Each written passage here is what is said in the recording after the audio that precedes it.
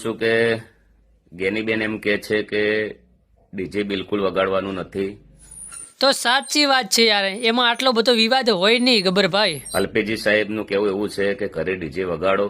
તો કહેવાનું કારણ એવું થયું કે ડીજેનો કોઈ મામલો જપવાનો જ નથી, પરંતુ તમે જોઈ શકો છો સોશિયલ મીડિયા પર ચાલી જ રહ્યું છે. ડીજેને લઈને ખૂબ જ વિવાદો થઈ રહ્યા છે અને ઠાકોર સમાજના આગેવાનો તેમજ કલાકારોમાં ટક્કર જોવા મળી રહી છે, પરંતુ કોઈ આ વિવાદનો અંત આવતો નથી અને જેમ બને તેમ આ વિવાદ વધતો જ જાય છે.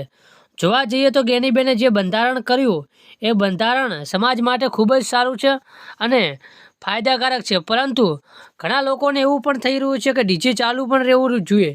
તો અલ્પેશ ઠાકોરનું કહેવું છે કે ડીજે ચાલુ તો રહેવું જ જોઈએ, પરંતુ એની લિમિટમાં, એટલે કે ઘરે વગાડે એવા નાના સ્પીકર અને ઘરે જ અવાજ આવે એવું જે તમે વગાડી શકો છો, પરંતુ જે લગ્નમાં તમે લઈને જઈ શકો છો ડીજે એવું ક્યારે પણ થશે નહીં, કારણ કે સમાજમાં ઘણા બધા જે આ વિવાદ થાય છે અને ઘણા બધા ઝઘડાઓ પણ આ ડીજેના કારણે થાય છે.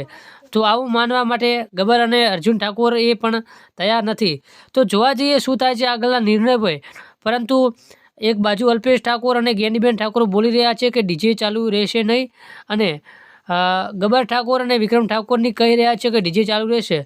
તો શું થાય છે આગળના નિર્ણય પર જોઈએ છીએ, પરંતુ આનો પૂરેપૂરો લાભ ઉઠાવી રહ્યા છે સોશિયલ મીડિયાના લોકો, એટલા માટે કે તમે જે પણ સોશિયલ મીડિયા પર પોસ્ટ કરો છો, વિડીયો મૂકો છો, રીલ મૂકો છો, એ ખૂબ જ સંભાળીને મૂકો, ધ્યાનથી મૂકો, કારણ કે જે તમારા નાના મોટા એવા પ્રશ્નોને લઈને સમાજમાં મોટી એવી ટક્કર આવી શકે છે.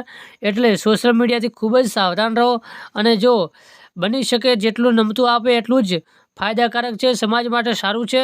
બંધારણ રહેવું જ જોઈએ અને બંધારણ થવું જ જોઈએ. તો તમે શું કહેવા માગો છો એ પણ જરૂરથી કમેન્ટ કરજો. અને વિક્રમ ઠાકોર એવું કહેવા માગે છે કે ડીજે તો ચાલુ જ રહેશે, અને જો આ વિક્રમ ઠાકોરના કહેવા પ્રમાણે જો ડીજે પણ ચાલુ રહે તો ઘણા બધા એવા વિવાદો થઈ શકે છે અને જેમ કહેવાય કે લગ્નમાં જે ઝઘડાઓ થાય છે એ પણ થઈ શકે છે. પરંતુ શું થાય છે આગળના નિર્ણય પર જરૂરથી તમે કમેન્ટ કરજો અને શું કહેવા માગો છો તમે પણ જરૂરથી કમેન્ટ કરજો, જરૂરથી જાણીશું આપણી